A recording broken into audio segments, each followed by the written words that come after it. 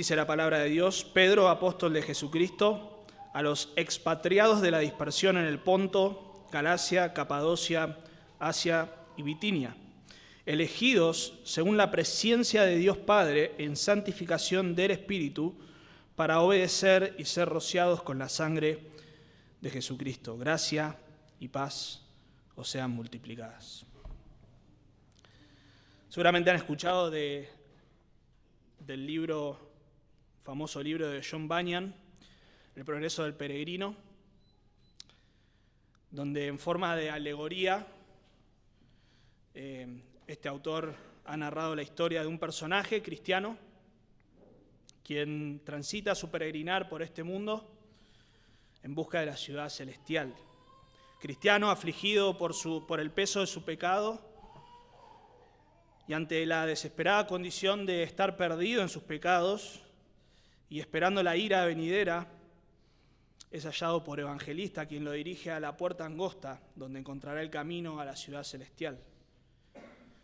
Cristiano decide dejarlo todo atrás, huir de la ciudad de destrucción e ir en pos de la ciudad celestial.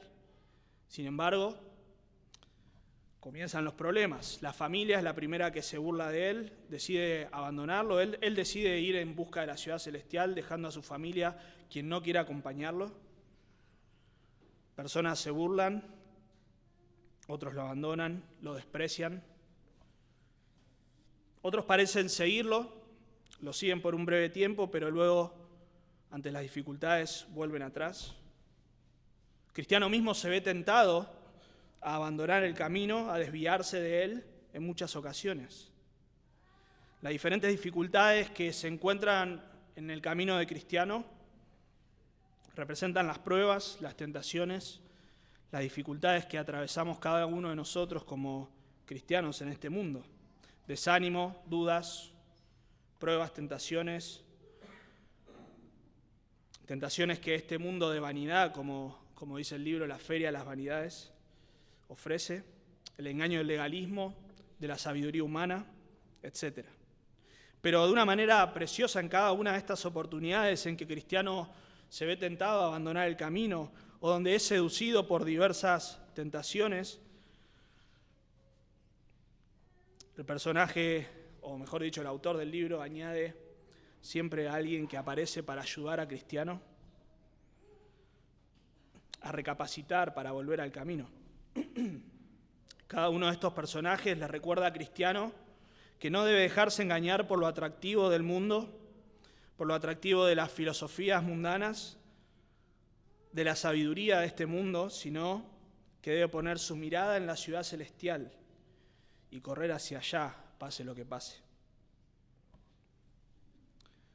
En uno de los desafíos que Cristiano afronta, luego de que es ayudado por Evangelista una vez más, se encuentra con otro personaje y le dice: ¿quién sabe en verdad lo que hubiera sido de mí si en aquel momento de temor e incertidumbre no me hubiese salido al encuentro Evangelista? Gracias. Sin él nunca habría llegado hasta aquí, pero afortunadamente aquí estoy tal como soy, más digno ciertamente de haber sido sepultado por la montaña que de encontrarme hablando con mi Señor. Como creyentes estamos de paso en este mundo, no somos de este mundo. Sin embargo, en ocasiones vivimos como si perteneciéramos a este mundo. Vivimos como si este mundo lo fuese todo. Así que como cristiano necesito ayuda para recordarle que él era un peregrino, que esa no era su ciudad, que él caminaba hacia una ciudad celestial. Nosotros como creyentes tenemos los recordatorios y necesitamos recordar nuestra verdadera identidad como cristianos. Vamos a ver en esta mañana que debemos recordar, y debes recordar cuál es tu verdadera identidad como cristiano. No como cristiano el de la historia, sino como el cristiano que sos. El texto nos muestra dos perspectivas bíblicas que debes recordar sobre tu identidad como cristiano. Dos perspectivas bíblicas que debes recordar sobre tu identidad como cristiano. En primer lugar, versículo 1, cristiano, no perteneces a este mundo. Cristiano, no perteneces a este mundo. El versículo 1 comienza Comienza el apóstol Pedro esta carta diciendo: Pedro, apóstol de Jesucristo, a los expatriados de la dispersión en el Ponto, Galacia, Capadocia, Asia y Bitinia. Bueno, ya hemos visto en la introducción de esta carta algunos de los aspectos que se mencionan aquí en el versículo 1, quiénes son estos destinatarios, quién es el que escribe la carta, el apóstol Pedro, uno de los 12. No vamos a expandirnos demasiado en eso. Hemos visto que este es un grupo de iglesias del norte o noreste de Asia Menor, un grupo de iglesias alojadas en el norte, lo que sería la actual Turquía. Hemos visto que no tenemos demasiada información de cómo se formó esta iglesia, en realidad no tenemos información precisa de cómo se formaron estas iglesias, pero sí sabemos que posiblemente, bueno, hay algunas opciones, posiblemente gracias al ministerio del apóstol Pablo, que él ministró quizá un poquito más hacia el sur de estas regiones, en Asia Menor, pero más hacia el sur de estas regiones, quizá la influencia de su ministerio haya hecho que se hayan fundado iglesias un poco más al norte. Explícitamente en Hechos capítulo 16 dice que le fue prohibido por el Espíritu Santo hablar la palabra en Asia, a Pablo y a los misioneros que lo acompañaban. En Hechos también 16, pero en versículo 7 dice que Pablo y compañía intentaron ir a Bitinia, que es una de las ciudades que menciona acá Pedro, a las cuales les escribe, pero el Espíritu no se lo permitió. Así que Pablo no estuvo, por lo menos en ese periodo en que narra Hechos 16, no estuvo presente ahí, no estuvo ministrando presencialmente, pero quizás de vuelta por causa de su influencia se hayan fundado iglesias.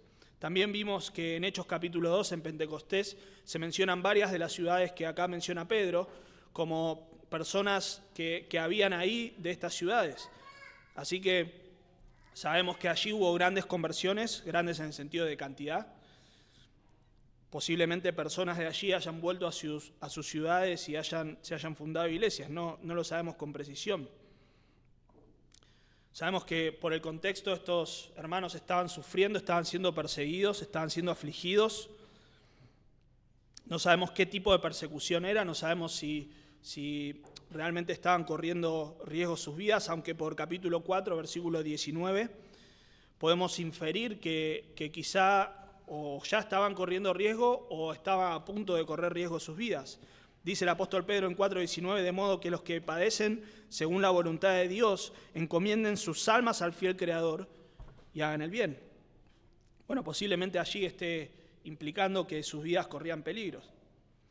Así que Pedro escribe esta carta, como hemos visto, para animar a sus hermanos, para traerles consuelo, esperanza en medio del sufrimiento, pero también para exhortarles a que vivan en este mundo agradando al Señor, que aún en medio de la persecución y de la dificultad puedan agradar al Señor con sus vidas, vivir de una manera digna de Él.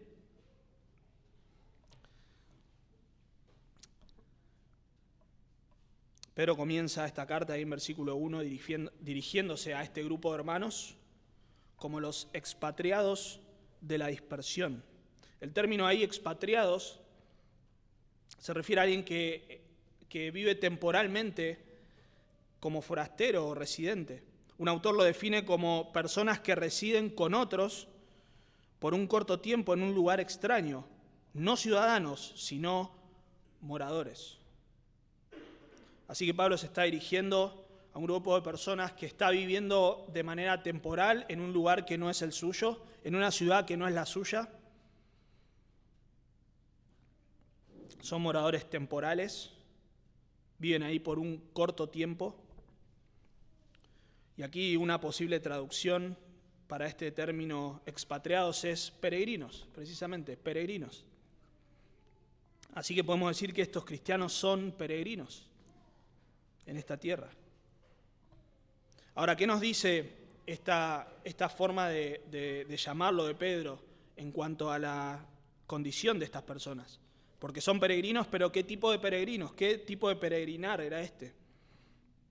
Bueno, continúa diciendo que son expatriados o peregrinos de la dispersión. De la dispersión. Ese término dispersión se utiliza tiene diferentes sentidos, pero una de las formas en que se utiliza es para hablar de manera técnica de la diáspora de los judíos. Es la diseminación del pueblo judío por causa, de diferentes motivos, pero una de ellas es cuando estuvieron en Babilonia y luego fueron esparcidos. Hubo varias situaciones, pero de hecho mencionamos recién que en Hechos capítulo 2 habían judíos de diferentes nacionalidades o que estaban diseminados en diferentes nacionalidades. Hechos 2.9 dice que había partos, medos, elamitas, los que habitan en Mesopotamia, en Judea, en Capadocia, en Ponto, Asia, algunas de las que estamos mencionando acá, en Frigia, en Panfilia, en Egipto, en las regiones de África, en Cirene, por todos lados. Había judíos por todos lados. Esto es lo que se conoce como la diáspora de los judíos. Ellos estaban en un lugar al que no pertenecían, ellos no eran de allí, sin embargo estaban morando temporalmente. Y en Santiago 1.1, Santiago lo usa de esta forma, él habla a las 12 tribus que están en la diáspora. Ahí está hablando de vuelta en forma técnica de la diáspora de los judíos. Sin embargo, cuando Pedro usa acá este término, no está hablando de manera técnica de la diáspora literal de los judíos, sino que está hablando de podemos decir, de la dispersión, como traduce acá la Reina Valera. Ahora, aclaro esto porque hemos visto cuando estudiamos en la introducción que Pedro no está hablándole a judíos solamente, está hablando a quizá principalmente gentiles, aunque también a judíos. Y mencionamos que suponemos o deducimos que le habla a judíos precisamente por la cantidad de veces que usa términos, imágenes, citas que serían muy familiares para los judíos. Esta es una de ellas. Sin duda no está hablando de la dispersión o de la diáspora, pero sí está usando la diáspora como una imagen del creyente, como una ilustración del creyente. Pedro aquí utiliza esta imagen de la dispersión o de la diáspora para referirse a los cristianos como dispersos en el mundo. Ese es el punto. Eso es lo que está diciendo Pedro aquí.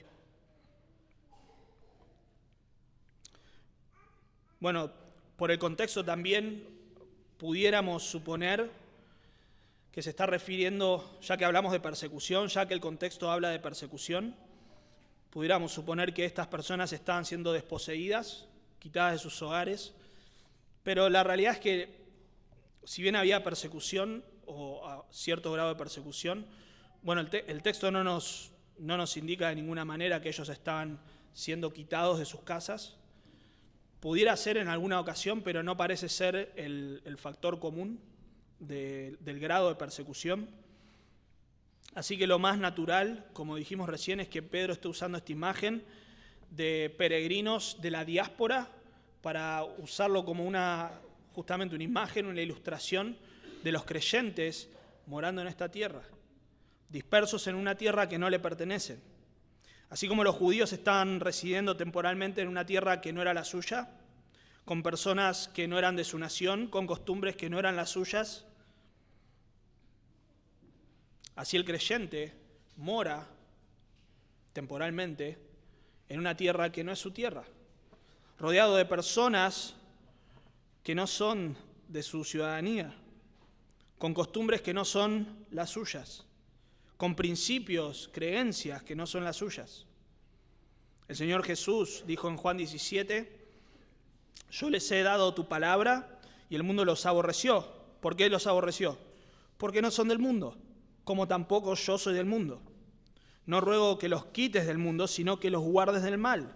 No son del mundo, como tampoco yo soy del mundo. El cristiano no pertenece al mundo. Cristiano, no perteneces a este mundo, no sos de este mundo. Pero a veces olvidamos esta verdad. A veces vivimos como si este mundo lo fuese todo. Atesoramos para este mundo, pensamos como este mundo, hablamos como este mundo, tenemos los principios de este mundo, anhelamos las cosas que este mundo anhela. Olvidamos que no somos de este mundo. Tal vez te estás matando trabajando para atesorar cosas acá en la tierra, para dejarle un buen pasar económico a tus hijos, para, quién sabe qué, ¿no? irte de vacaciones, viajar por Europa, lo que sea. Y te olvidás que en realidad esta es tu residencia temporal. Es como si te fueses de vacaciones, bueno, acá estamos en la costa, ¿no? Pero esta ilustración sirve más cuando vivís en Buenos Aires y te vas a la costa. Porque acá nadie se iría de camping, ¿no? Acá no sé si alguno de ustedes se ha ido de camping. Pero en Buenos Aires algunos viajan para acá y bueno, quizá más económico y un poco más aventurero irse de camping.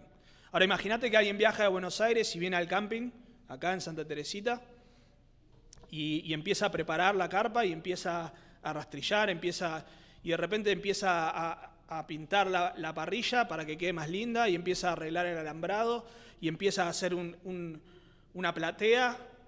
En vez de levantar la carpa, empieza a poner una platea y tira los planos y empieza a levantar paredes y le quedan 2 días nada más y va y compra aberturas.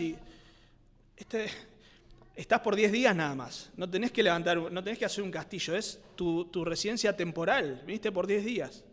Bueno, es más o menos parecido lo que hacemos nosotros cuando queremos atesorar. Estamos de paso, no es nuestra residencia permanente. Esta es la perspectiva bíblica en cuanto al cristiano, en cuanto a lo que es el cristiano, es la identidad del cristiano. No pertenecemos a este mundo. El apóstol Pedro vuelve a usar esta imagen de extranjeros o peregrinos. 2 veces más, ahí en versículo 17, dice: y si invocáis por Padre, aquel que sin acepción de personas juzga con la obra de cada uno, conducíos en temor todo el tiempo de vuestra peregrinación. Peregrinación, no peregrinación de que vas a Luján, sino de que estás viviendo en este mundo como un peregrino. Capítulo 2, versículo 11, amados, yo os ruego como extranjeros y peregrinos. Bueno, no hay demasiada diferencia ahí entre extranjero y peregrino, probablemente está cargando de sentido ahí,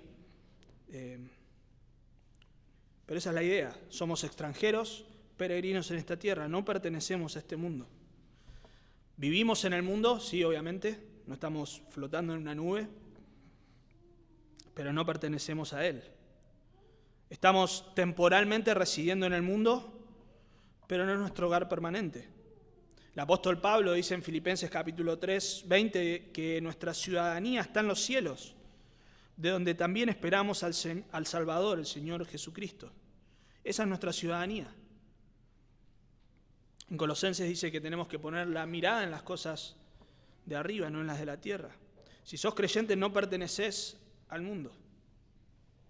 Vivís en el mundo, pero no sos de este mundo. Tu forma de vida no puede ser como la del mundo.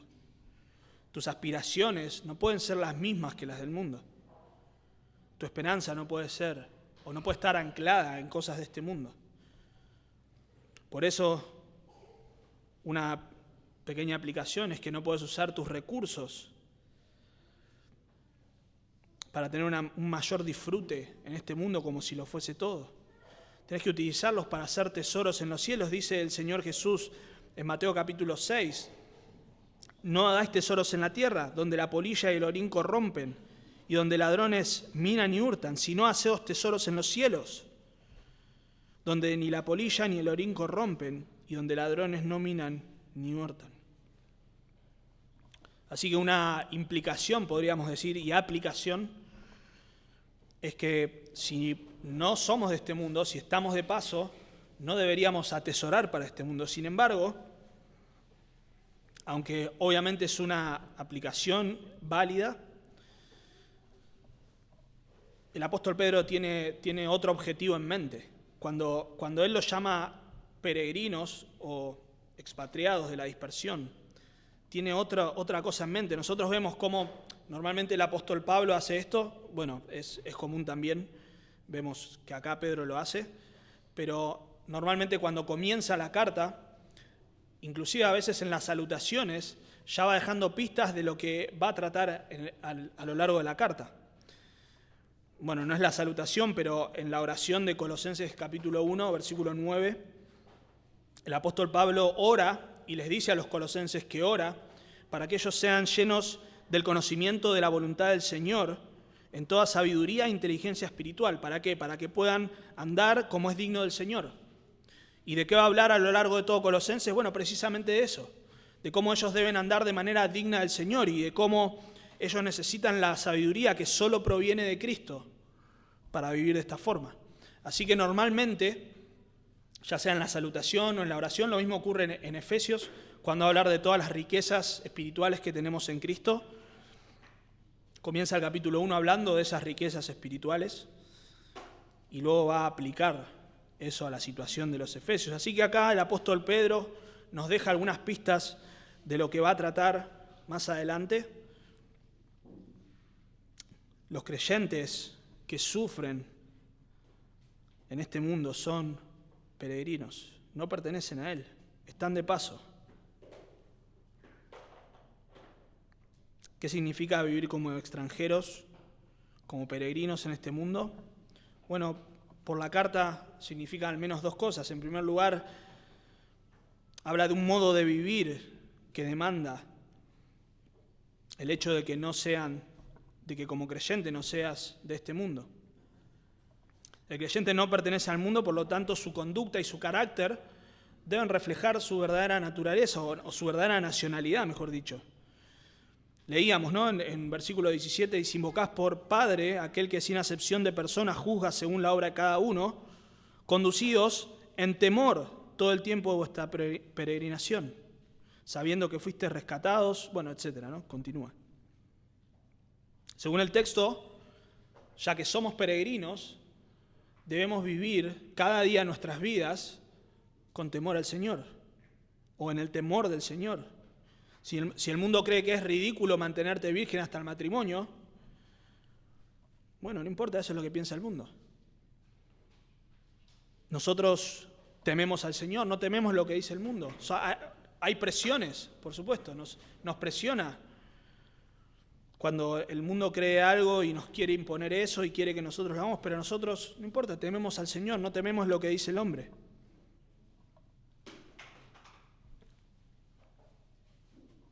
No debes temer a este mundo, sino que debes temer al Señor.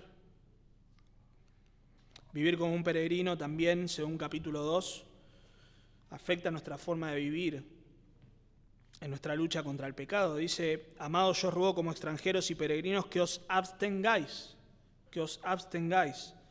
de los deseos carnales que batallan contra el alma. Sabemos, el mundo no tiene nada que ver con abstenerse, con luchar contra la carne. De hecho, no solamente no quieren, sino que obviamente no pueden. Eso es lo que dice la palabra de Dios. No quieren, pero tampoco pueden. Pero como creyentes, como peregrinos, que estamos dispersos en este mundo, debemos abstenernos, debemos luchar contra la carne.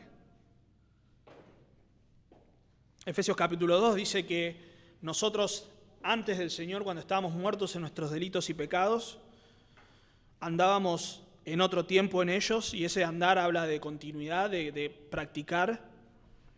Seguíamos la corriente de este mundo, y en versículo 3 dice: en los cuales también todos nosotros vivimos en otro tiempo, en los deseos de nuestra carne, haciendo la voluntad de la carne y de los pensamientos.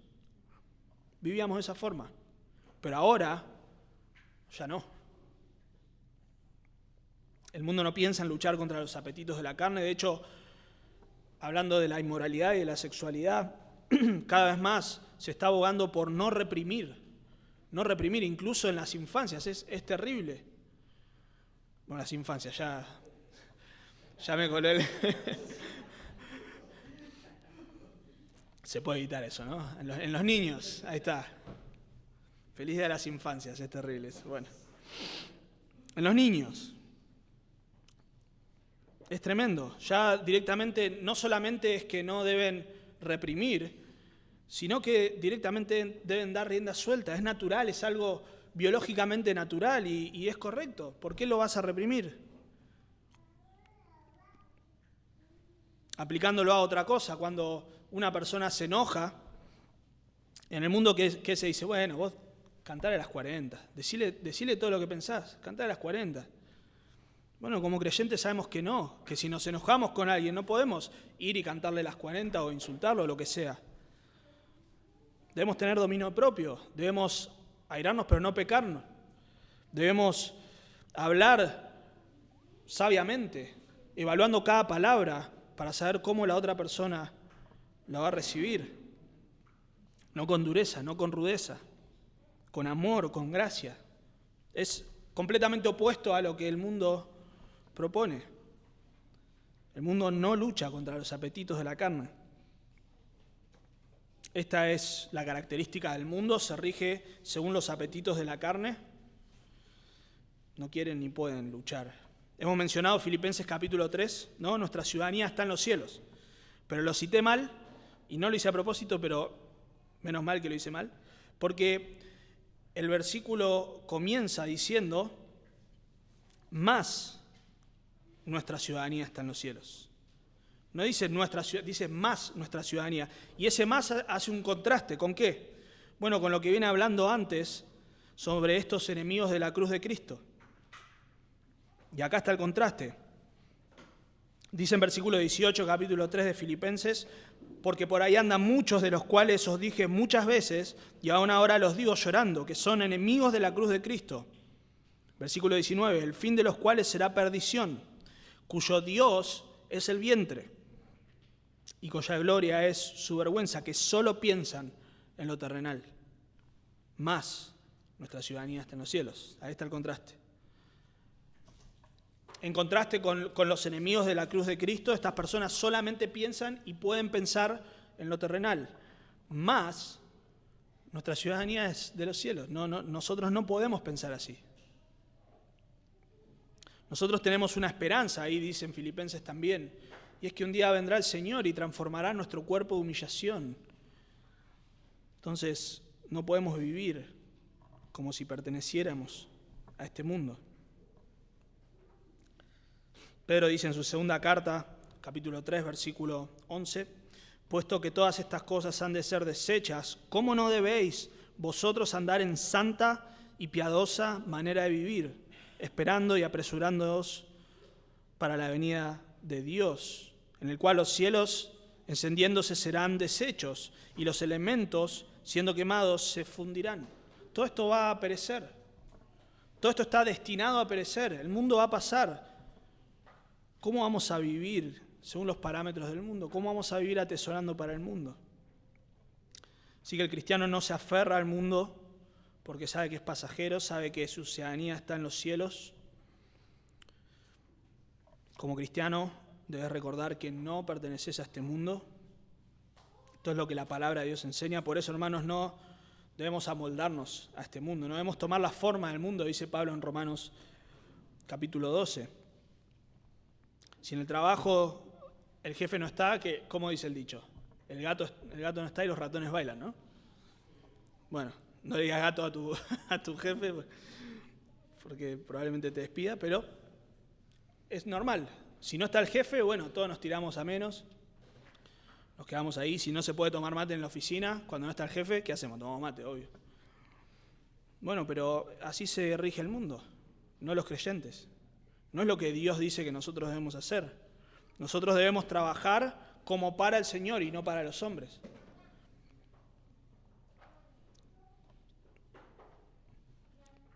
Tal vez en tu familia piensan como este mundo. Quizá, lo más normal es cuando no son creyentes y no tienen ninguna cercanía, digamos, con el Evangelio o inclusive con alguna otra religión. Probablemente para ellos el domingo sea el domingo de familia, en el mejor de los casos. Y si vos no estás, te van a tratar como un fanático religioso. ¿Cómo no vas a estar el domingo, que nos juntamos todos a comer? Bueno, andá, pero venía a la iglesia antes.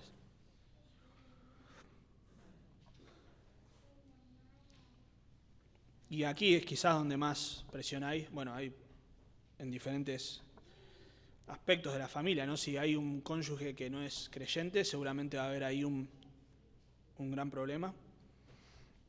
Pero muchas veces como creyentes, cuando queremos instruir a nuestros hijos, cuando queremos educarlos en los caminos del Señor, ahí ya, vos hacés lo que quieras, vos viví en santidad si querés, vos guardate en pureza, vos, etcétera, etcétera.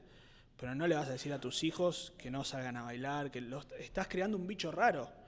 Eso es un bicho raro lo que estás criando. Eso es lo que muchas veces las familias, en su forma de pensar mundana tratan de presionar. Pero hermano, vos debes ser fiel al Señor y a la palabra del Señor. Con amor, con gracia, se le explicará a la familia, pero si no entienden, no importa, vos tenés que obedecer al Señor, vos no pertenecés a este mundo. Obviamente no es crear una especie que no puede ser tocada por nada.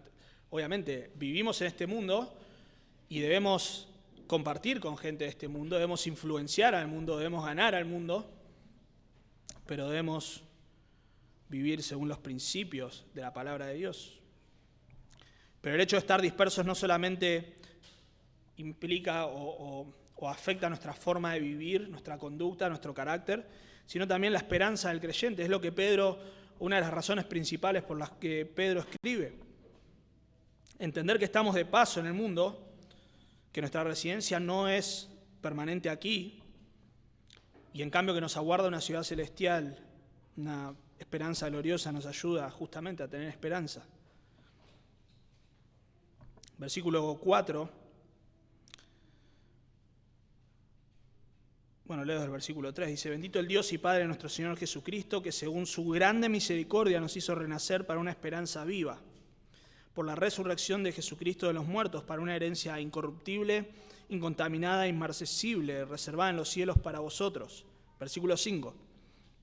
Que sois guardados por el poder de Dios mediante la fe para alcanzar la salvación que está preparada para ser manifestada en el tiempo postrero. Pedro utiliza este término o términos similares de aparición, hablando de la venida del Señor. O sea, que él se refiere a la venida del Señor por lo menos en 5 oportunidades. Ahí leíamos versículo 5, luego en versículo 7 habla de cuando sea manifestado Jesucristo. En versículo 13 dice que debemos ceñir los lomos de nuestro entendimiento, ser sobrios y esperar por completo la gracia que se os traerá cuando Jesucristo sea manifestado. Capítulo 4, versículo 13 habla de la revelación de su gloria y que para que ellos se gocen en el día en que Cristo sea revelado. Capítulo 5, versículo 1 dice que Pedro es participante o fue participante de la gloria que será revelada en el futuro. Versículo 4 del capítulo 5 habla de cuando aparezca el príncipe de los pastores. Constantemente Pedro está refiriéndose a la venida del Señor.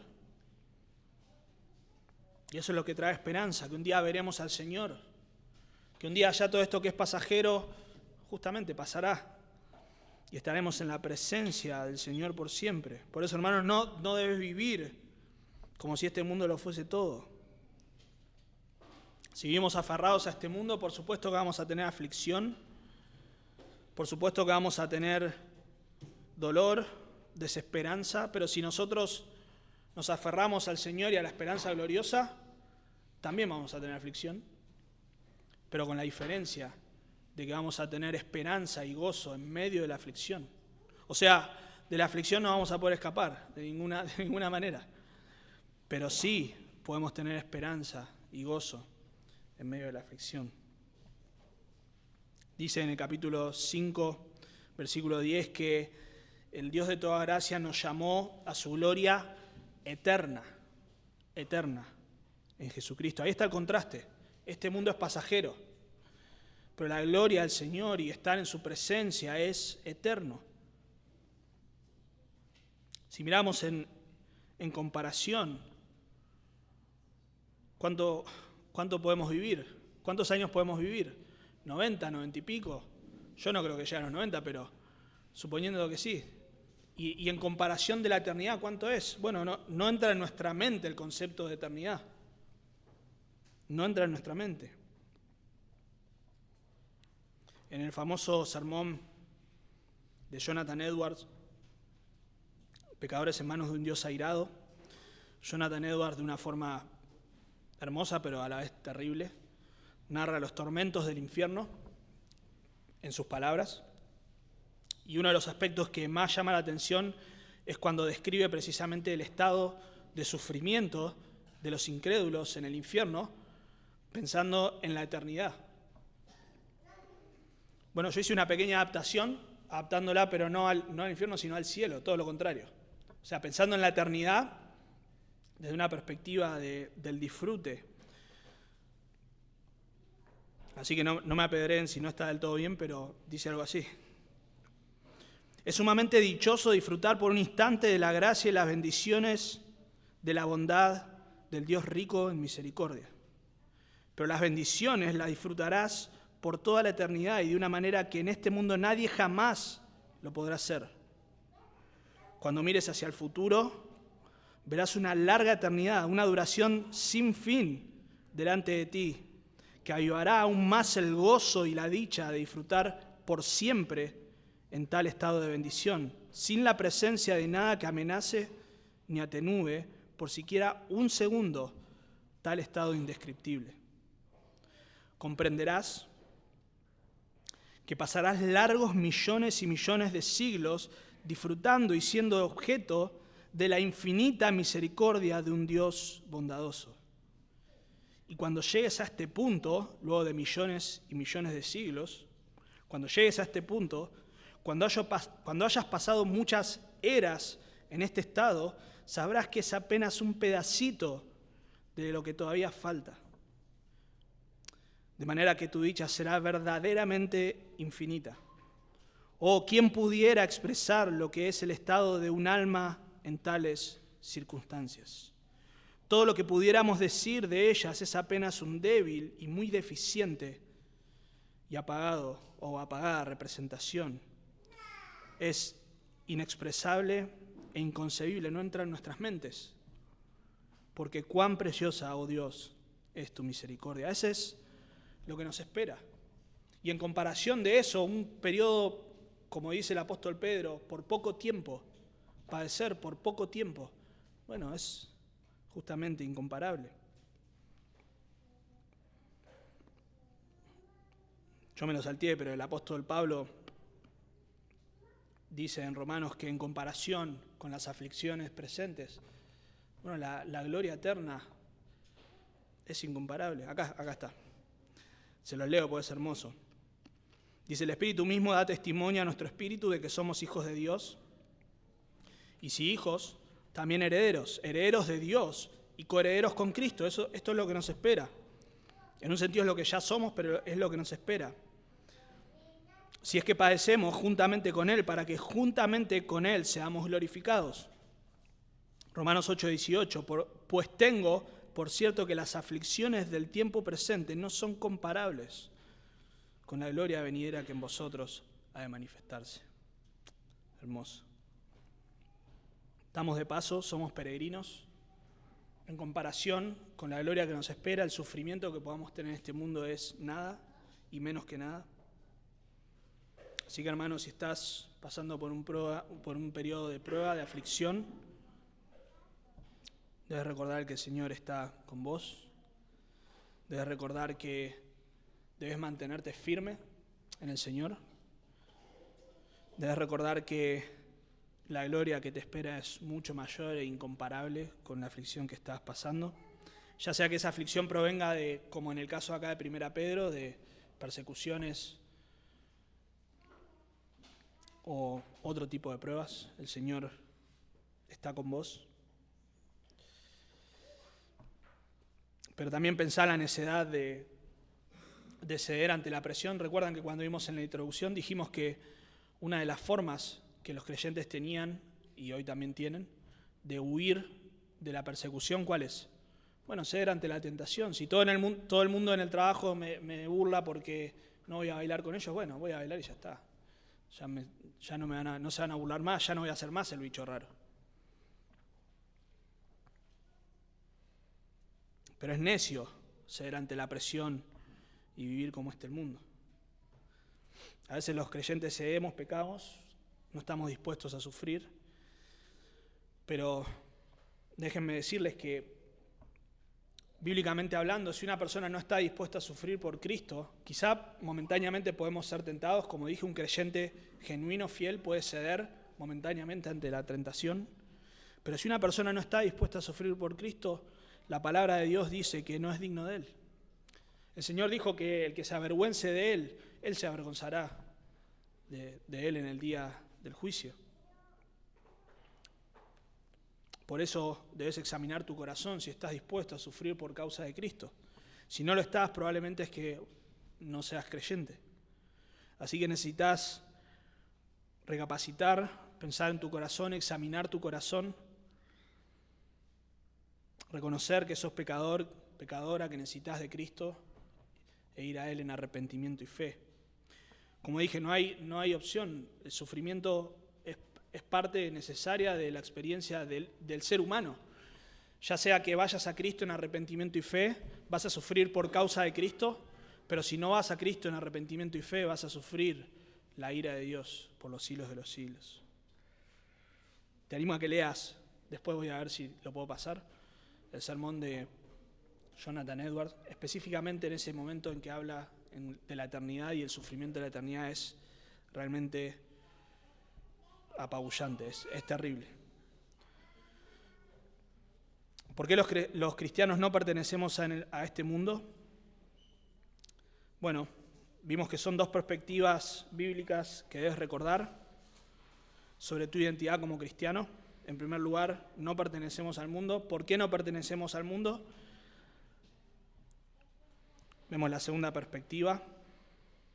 Cristiano ha sido escogido por Dios. Cristiano, no perteneces a este mundo porque has sido escogido por Dios. Porque has sido escogido por Dios. No tenemos mucho tiempo, así que seguramente algunas cosas me voy a saltear, espero saltearme las correctas.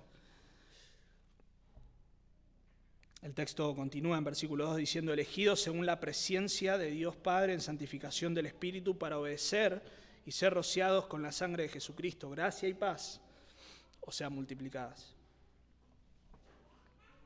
Éramos del mundo, pertenecíamos a Él, pero ya no lo somos. ¿Por qué?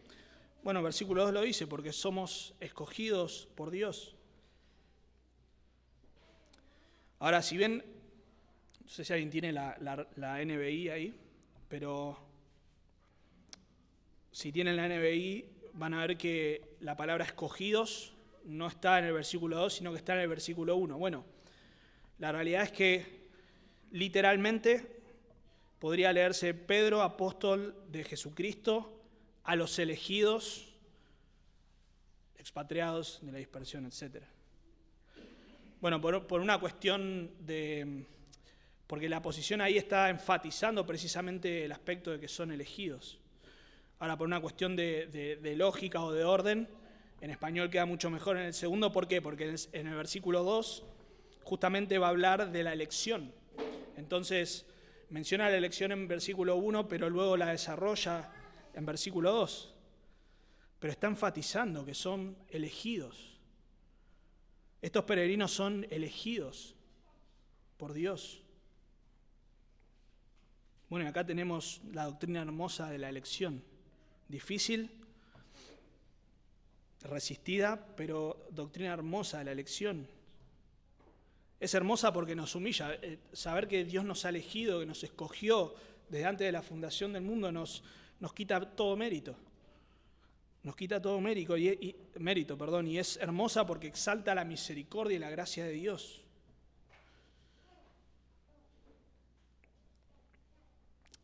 Una vez en un lugar donde, en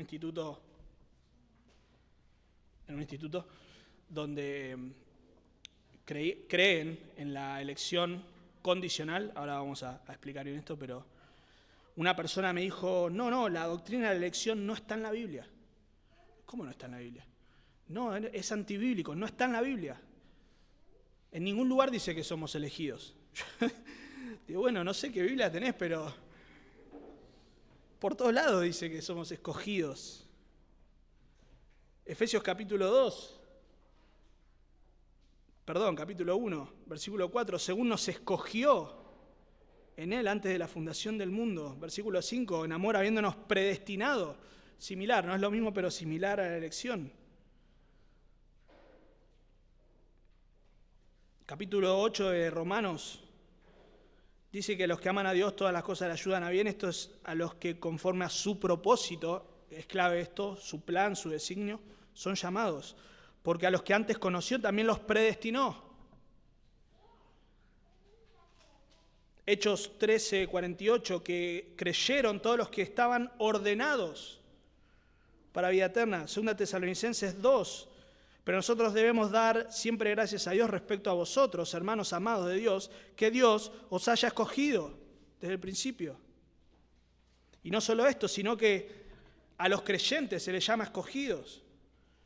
Colosenses 3:12, vestidos pues como escogidos de Dios. Tito 1:1, Pablo, siervo de Dios y apóstol de Jesucristo, conforme a la fe de los escogidos de Dios. ¿Cómo no está en la Biblia? Bueno, ahora voy a explicar por qué la persona me decía eso, pero la doctrina de la elección está por todos lados en la Biblia. El teólogo Wayne Grudem la define de esta forma. Podemos definir la elección de la siguiente manera. La elección es un acto de Dios antes de la creación, mediante el cual Él elige a algunas personas para ser salvas, no en base a sus méritos previsibles en ellos, sino porque es su soberano deseo. Cada parte de esta definición es tremenda y no la podemos sacar, no la podemos tocar. No, la definición no es palabra de Dios, pero proviene de ella.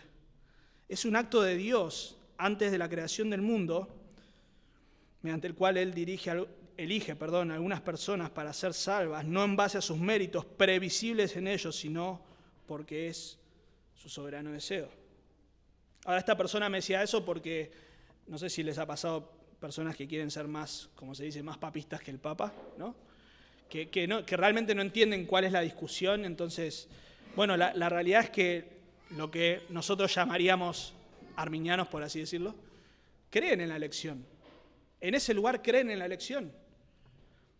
Ahí hay toda una batalla en contra de lo que llamaríamos calvinismo o en contra del calvinismo. Entonces se ponen la camiseta y, como dije antes, son más papistas que el Papa. Entonces pasan esas cosas, ¿no? Realmente no entienden cuál es la discusión y salen a batallar sin saber. Bueno, pero creen en la elección. La diferencia está en que nosotros aquí creemos que la elección es incondicional. Es incondicional. Y ellos creen que es condicional. Ahora, no vamos a explicar todo. ¿Por qué? Por dos razones. Porque no tenemos tiempo, primero. Pero segundo, porque en breve, y esto es un anuncio, en breve nuestro pastor va a estar dando, creo que los miércoles, una serie precisamente sobre las doctrinas de la gracia. Así que no se lo pierdan. Pero solamente decimos que, bueno, ellos creen que es condicional en el sentido de que Dios elige a los que lo van a elegir. Ellos creen que Cristo, o que en Cristo son elegidos, que eso es lo que dice Efesios capítulo 1, implicando que los creyentes en el futuro iban a creer, iban a elegir a Cristo, y una vez que están en Cristo, Dios dice, los elijo. Eso es lo que proponen. Otro argumento, otra forma de verlo, es que Dios elige en función de lo que las personas iban a elegir en el futuro. Y, bueno, usan justamente este texto, porque dice en versículo 2 que son elegidos según la presciencia de Dios. Ahí está, la presciencia. ¿Qué es presciencia? Bueno, saber algo de antemano. Entonces, ¿Dios sabe todas las cosas de antemano? Sí. ¿Dios sabe quiénes van a creer? En un sentido, sí. ¿Dios elige a los que sabe que van a creer? Dicen ellos. Y esa es la presciencia. Es un mero acto intelectual de Dios, de su omnisciencia. Es el ejercicio de su omnisciencia en la eternidad pasada. Dios vio quiénes iban a creer, entonces los elige. Pero no es lo que dice el texto. No es lo que dice el texto. No es lo que dice la Biblia. pero no es lo que dice el texto. Justamente la presciencia no es un mero acto intelectual de Dios. Ahora, tanto el sustantivo, presciencia, como inclusive el concepto de conocer, que se utiliza tanto en el Antiguo Testamento como en el Nuevo Testamento de maneras similares, podría implicar un mero conocimiento intelectual. Se utiliza así en muchas ocasiones.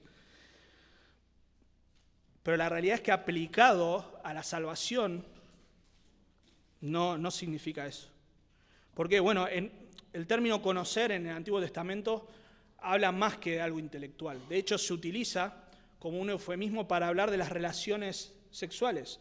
Habla de una relación íntima. Génesis 4:1 dice que conoció a Adán a su mujer Eva. No siempre se utiliza para hablar de relaciones sexuales, pero implica más que solamente conocer algo. O sea, no es que conoció en el sentido de que Eva, Adán, los presento, mucho gusto, no. Bueno, lo mismo en el Nuevo Testamento. Dice que entonces, Lucas 1:34, entonces María dijo al ángel, ¿cómo será esto? Pues no conozco varón. Sí, conocí un montón de varones, pero no había tenido relaciones íntimas. Ahora, bueno, Romanos capítulo 11 dice, no ha desechado Dios a su pueblo, al cual desde antes conoció. Ya en otras ocasiones, en el Antiguo Testamento habla de este conocimiento de Dios para con su pueblo o para con algún individuo en particular. Jeremías 1:5 dice, antes de que te formase en el vientre te conocí, y antes que nacieses te santifiqué. Y ahí hay una especie de paralelismo donde santificar y conocer no son quizás exactamente lo mismo, pero está hablando, sí, de una acción de Dios. No es solamente de algo que él vio que iba a pasar. Dios apartó a Jeremías desde el vientre de su madre. Amós capítulo 3, versículo 2, a vosotros solamente he conocido de todas las familias de la tierra. ¿Que al resto no las conoce? ¿Que Dios no conoce a todas las demás naciones? Sí, las conoce. Pero Dios decidió obrar en favor de, y ahí está el punto, conocer es, cuando se aplica a la salvación, obrar en favor de, tener o apartar para una relación íntima. Romanos 11:2 dice, no ha desechado Dios a su pueblo, el cual antes conoció, lo mencionamos recién. Bueno, quizá podríamos decir o argumentarían que sí, Dios sabía que Israel lo iba a escoger, pero justamente es el punto de Romanos 11 que Israel no lo iba a escoger, que Israel se iba a endurecer. De hecho, habla del endurecimiento de Israel, pero acá está hablando de un acto soberano de Dios, de escoger. Pero hay algo más, en el texto, en versículo 20, dice que el Cordero fue ya destinado desde antes de la fundación del mundo. Bueno, es el mismo término. El mismo término que utiliza ahí, presciencia, es el mismo término que habla de algo destinado. Es exactamente el mismo. Bueno, no me acuerdo de la declinación, pero es el mismo término.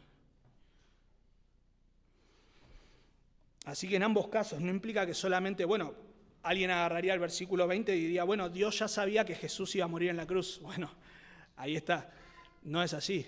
Claramente en la palabra de Dios, el Cordero fue destinado en un acto soberano de Dios que decidió y determinó y predestinó que el Cordero iba a ser crucificado.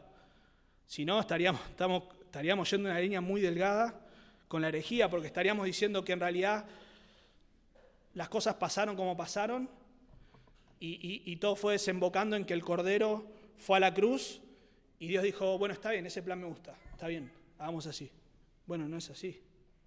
De hecho, es uno de los argumentos que se utilizan, ¿no? Es que, bueno, Dios escogió el plan. Dios es como, una representación, ¿no? Pero es como si Dios tuviese delante de sí varios planes, plan A, plan B, plan C. Y bueno, este es el mejor plan. Entonces, Dios escogió ese plan, pero la Biblia enfatiza una y otra vez que es el designio de Dios, es el plan de Dios, no es el plan que Dios escogió.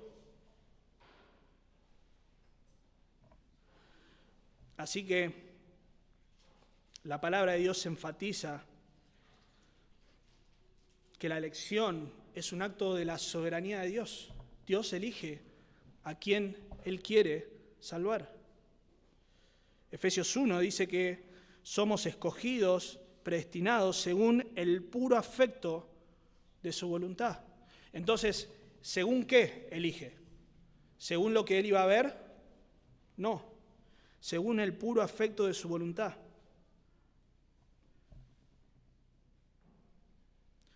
Ahora, inclusive y perdón, nos extendemos solamente un minuto más, pero aun si nosotros pensáramos que Dios elige entre varios planes, bueno, tampoco estaría resolviendo la cuestión de la elección libre del hombre. Porque si Dios tiene 3 planes para elegir, y en el plan A se pierde tal y cree fulano, y en el plan B lo contrario, y en el plan C se pierden otros. Entonces, cuando Dios elige, Él está determinando qué va a pasar. No se resuelve el dilema, o el supuesto dilema. No hay dilema, no hay dilema. El hombre es libre y peca y elige pecar, y no quiere ni puede ir al Señor en arrepentimiento y fe. Por eso Él, en un acto de su soberanía, pero también de su gracia y de su misericordia, elige salvar a algunos. ¿Qué reciben los demás? Unos reciben gracia, otros ¿qué reciben? Bueno, el contrincante imaginario de Pablo en Romanos, ¿qué diría? Hay injusticia en Dios. Hay injusticia en Dios. Y eso es lo que dicen. No, eso sería un Dios injusto. Es justamente lo que Pablo está tratando en Romanos capítulo 9. ¿Cuál es la respuesta de este contrincante? Dios es injusto. Pero me dirás, ¿por qué pues sin culpa? Romanos 9, 19. Porque ¿quién ha resistido a su voluntad? Mas antes, hombre, ¿quién eres tú para que alterques contra Dios? ¿Dirá el vaso de barro al que lo formó, ¿por qué me has hecho así? El Señor salva y ha escogido salvar por su gran misericordia y bondad. Ahora es hermoso que en el texto, en versículo 2, están las 3 personas de la Trinidad involucradas en la salvación, escogidos según la presciencia de Dios, en santificación del Espíritu, para obedecer y ser rociados con la sangre de Jesucristo.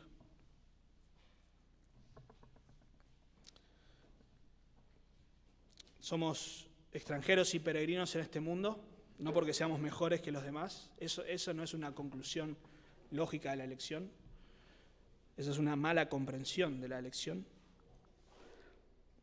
No sos peregrino porque un día dijiste, este mundo está mal, este mundo va cada vez peor, yo tengo que marcar la diferencia, yo voy a hacer un cambio en esta generación. No, sos peregrino por la gracia, misericordia de Dios que decidió escogerte. Miren ahí el medio de la elección, dice, escogido según la presciencia de Dios Padre, en santificación del Espíritu. Ese término o esa referencia no habla de la santificación progresiva, sino precisamente de la aplicación de la salvación.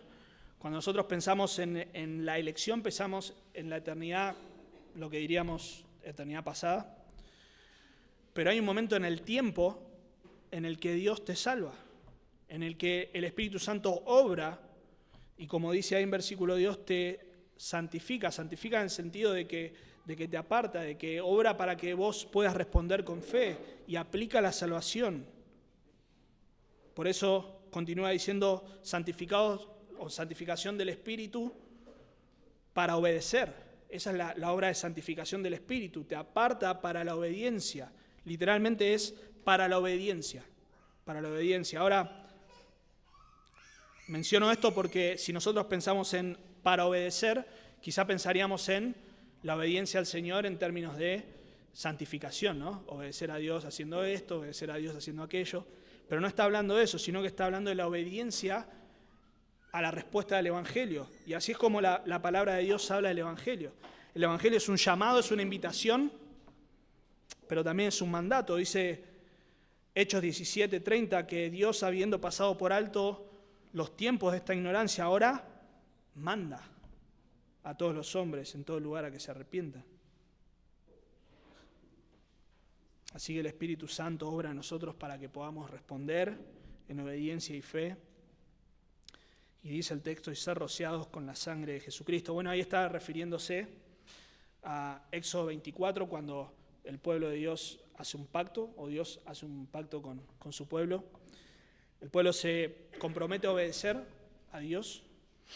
Dios se compromete básicamente a ser su Dios, a bendecirlos, a perdonarlos. Y ahí está el punto.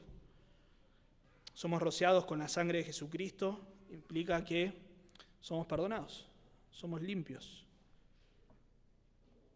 No vamos a citarlo, pero Hebreos capítulo 9 habla de cómo las cosas del antiguo pacto, y digo cosas porque literalmente habían utensilios, cosas, se purificaban con la sangre de los machos, de los becerros, de los machos cabríos, pero en el nuevo pacto no es así, es con la sangre de Jesucristo. Dijo Juan el Bautista, he aquí el Cordero de Dios que quita el pecado del mundo por medio de su sangre. Así que esta es la identidad del cristiano, somos escogidos, que no nos dé vergüenza decirlo, hermanos. No es para andar saliendo y peleando con nadie ni nada por el estilo, pero es lo que la Biblia enseña y punto. Si no lo crees, bueno, pero no. Es un tema tuyo con el Señor, pero es lo que la Biblia enseña. Esta doctrina nos trae confianza, hermanos, confianza. Romanos 8 lo hemos leído, pero fíjense la conclusión de Pablo. Dice que a los que predestinó a estos también llamó, y a los que llamó a estos también justificó, y a los que justificó a estos también glorificó. Hablando en tiempo pasado, pero son todos actos que, o algunos de ellos van a venir en el futuro, pero para Dios ya están, ya fue concluido. ¿Qué pues diremos a esto? Acá está la conclusión. Si Dios es por nosotros, ¿quién contra nosotros? Más adelante en versículo 35, ¿quién nos separará del amor de Cristo? ¿Tribulación? ¿O angustia? ¿O persecución? ¿O hambre? ¿O desnudez? ¿O peligro? ¿O espada? Versículo 38, por lo cual estoy seguro de que ni la muerte, ni la vida, ni ángeles, ni principados, ni potestades, ni lo presente, ni lo porvenir, ni lo alto, ni lo profundo, ni ninguna otra cosa creada nos podrá separar del amor de Dios que es en Cristo Jesús, Señor nuestro. Así que esta doctrina nos trae esperanza, hermanos. Somos peregrinos, no pertenecemos a este mundo.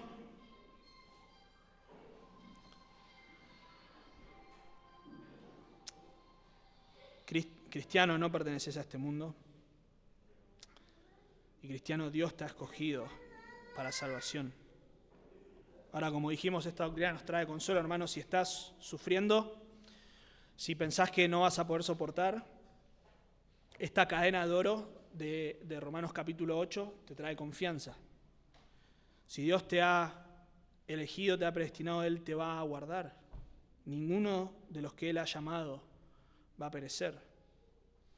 Y aplicado al contexto, ninguno que esté sufriendo por causa del Señor se va a perder. Hemos dicho, ¿no?, que quizá la duda más grande que un creyente que sufre puede tener es si realmente va a permanecer fiel al Señor en medio de la dificultad. En medio de la presión, de la familia, de la sociedad. ¿Seré capaz de soportar y ser fiel al Señor? Bueno, el Señor dice que si Él te ha llamado, Él te va a sostener. Él te va a sostener. Hay una responsabilidad, obviamente, en permanecer, en buscar al Señor, pero Él te va a sostener. Dos perspectivas bíblicas que debes recordar sobre tu identidad como cristiano. Cristiano, no perteneces a este mundo. Cristiano, has sido escogido por Dios. Oremos.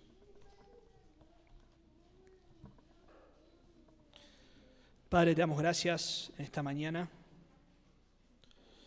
Señor, son cosas demasiado grandes para nosotros, pero nos has hecho partícipes de ellas, Señor, y aunque no podamos comprenderlas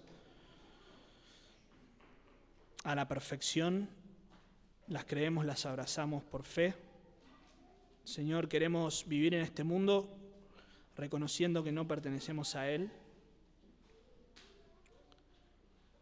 que nuestro carácter, nuestra conducta refleje, Señor, que nuestra ciudadanía no está en esta tierra, sino en los cielos. Señor, gracias porque, aunque no lo mencionamos por falta de tiempo, Señor, es por causa de tu elección y tu favor inmerecido que podamos gozar de gracia y de paz en este mundo.